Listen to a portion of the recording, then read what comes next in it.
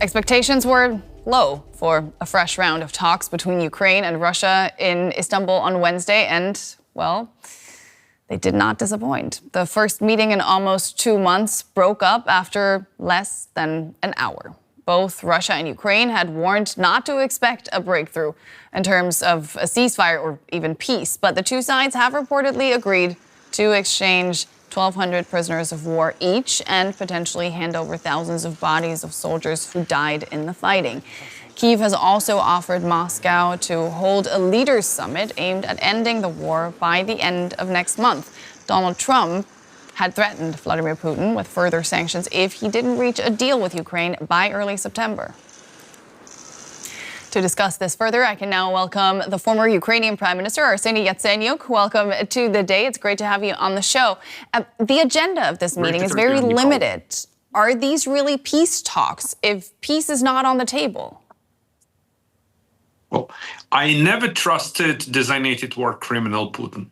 He has no intention to conduct real peace talks. It's a kind of brief chat. Have you seen that they've been talking for around an hour? So there is no real deliverables. The only aim that Putin has is actually to simulate these kind of talks and to show to those in the need, I mean mainly the Oval Office, that he is ready for some kind of vague talks. But in the end, he is just trying to buy the time and to cheat all of us. Why is Ukraine playing along? Well, no, Ukraine is acting in a good faith.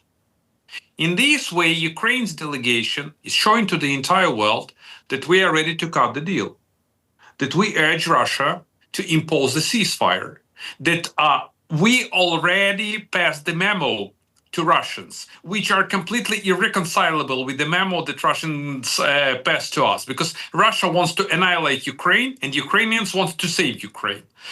So my government is acting in a good faith, and this gives an additional argument to our Western allies and to the global South, saying that, look, Ukraine is ready to cut the deal and Ukraine wants really to negotiate and to stop the war, which is Russia is not eager to make.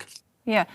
When negotiators last met 7 weeks ago, the Kremlin said that their terms for peace were diametrically opposed with Ukraine's. I'm hearing you say the same. Has anything changed since then to shift the dial for either side, really? There is only one way to shift the dial. It's to press on Russia fiercely, as strong as possible. And the latest package of sanctions that have been passed by the European Commission and by the European Union is a good leverage. It's all about the endorsement and execution of these kind of sanctions. The best way to get the real peace is to deprive Russia of its oil and gas revenues. The best way to get the real ceasefire is to give Ukraine as much ammo as needed. The best way to stop Putin is to press on China, which is clearly aligned with Putin. So they are together collaborating and supporting Putin actually to wage the war against Ukraine. This is the formula. U.S. President Donald Trump trying to ramp up the pressure on Putin to end this war, giving Russia until September to agree to a peace deal or face new sanctions. How do you think that threat is being seen by Vladimir Putin? Because threats of sanctions and even sanctions themselves haven't really put him off. Let me reiterate once again. So we actually have the 18th package of sanctions that have been imposed by the European Union. And it is a good start. It's not actually a start because we have a pile of sanctions, but it's all about the endorsement of these sanctions. In terms of the United States, my gut feeling is that the President of the United States has made a U-turn. He has realized that Putin wants to humiliate him. He has realized that there is no way no way to cut a real peace deal with Putin under current circumstances. And he was very clear during his meeting with the NATO Secretary General that he is ready to provide an additional ammo to Ukraine. Well, we do accept the thing that the Europeans are ready to pay for this kind of ammo, and that the United States is not ready to provide an additional supplement aid package for Ukraine as of now. But look what's happened in the US House a few days ago. We still enjoy a bipartisan support. This Congresswoman, Marjorie Taylor Greene, she introduced an amendment to the defense budget, which actually eliminated U.S. support to U.S. military support to Ukraine. And in the end, only around 70 congressmen and congresswomen supported this kind of amendment. The rest of the House fully supports Ukraine. So it's another good sign. My gut feeling is that Trump has realized that if he wants to get the Nobel Peace Prize, he has to act.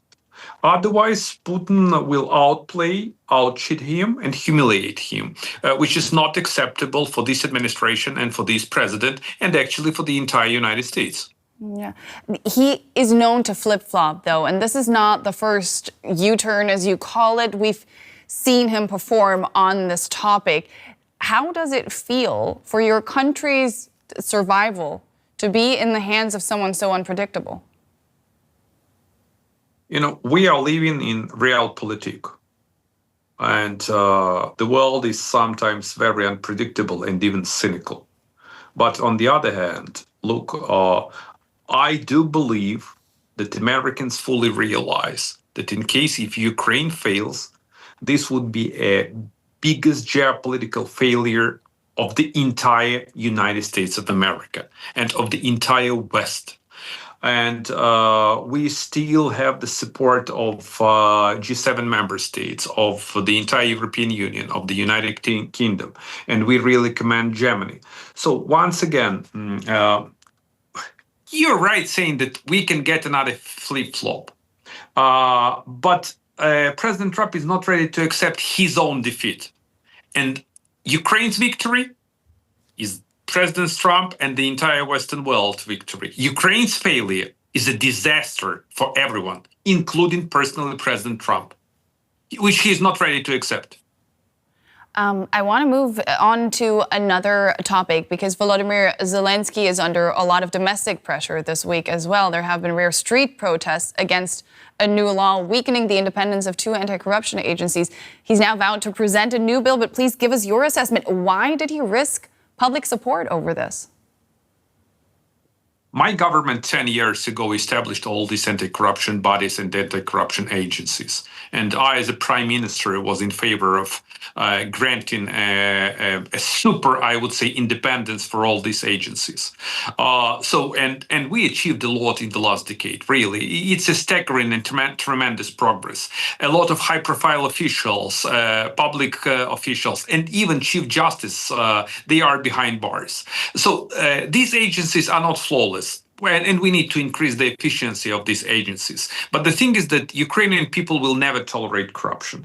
And the president just announced that he is ready to introduce a new bill, which is to enhance the independence of Ukrainian anti-corruption bodies. So they've made a mistake. And he has not admitted that it was a mistake, though. He has given in to pressure. Yes, he's not presented a new bill yet. And we're seeing right now, as we speak, people out on the streets in Kyiv, again, protesting against President Zelensky. And that plays into the hands of Vladimir Putin, doesn't it? That's my reading, that they've made a mistake. And what am I listening, as I'm listening to President Zelensky, he has realized that he has to change the course. Because, Otherwise, we can undermine Ukraine's bid to join the European Union. And once again, I am frankly happy. Look at the Ukrainians. Look at the Ukrainian vibrant civil society. Look at the Ukrainian young generation. They are very clear. They will never buy this. They will fight for justice and they will fight against corruption. That's similar that happened a decade ago in 2014 when I was one of the leaders of Maidan. So this mistake will be definitely corrected. There is no other option. That was Arseniy Yatsenyuk, former Prime Minister of Ukraine. Thank you very much for your time. It was great to get your insights. Thank you. Take care. Orysia Lutsevic is the Deputy Director of the Russia and Eurasia Program and head of the Ukraine Forum at Chatham House. She joins us tonight from London. Welcome to DW. Now, expectations were low. I said it there. What do you make of what's come out of these short talks then? Well, it looks like Russia is drip feeding hope for some kind of a settlement by these rather small prisoner exchanges with Ukraine. You could see it as some kind of trust building measures between the two sides. But I think these kind of bilateral talks are more show for Donald Trump. Each side is trying to demonstrate that they're constructive, that they're willing to talk. But the summer offensive is very much underway. The war is in a very hot phase. Russians are pushing the front lines, making some incremental gains in the east of Ukraine. And so far, there's no sign of slowing down. And we have heard that there was no agreement on a ceasefire. That's the ultimate goal, isn't it? A ceasefire and peace, ultimately. Of course, did Russia and Ukraine get any closer to that? To be honest, from the public statements of Russian demands towards Ukraine, I do not see sides coming any closer, unfortunately. People in Ukraine do not see the light in the end of the tunnel and are preparing for the long haul to sustain the home front, to keep on the defenses going. The mobilization continues to replenish the infantry and other types of military formations. So Russia, I could hardly see where President Putin, being in power so much, being an antagonistic president, not just vis-a-vis Ukraine, but vis-a-vis the West, would backtrack on his demands. Volodymyr Zelensky continues to challenge Vladimir Putin to have a meeting at the presidential level. Do you have a sense that that is becoming more likely through these talks that we've seen in the past months? I don't get this sense. I don't see why somebody like Putin would meet with Zelensky, who he is, accusing of being a Nazi and basically says the country doesn't exist. So it would actually be a sign of recognition of an independent Ukraine, something that Putin would like to turn into a gray zone, a buffer zone, something that he can control in order to defend himself from democracy, from freedom, unless there's some serious pressure put around these secondary sanctions on Russian oil exports to India, China, Brazil, that would curtail Putin's financial means to wage the war. I don't see why he would even negotiate in earnesty with Ukraine. Is that 50 days deadline that Donald Trump announced last week increasing the pressure on Russia at all?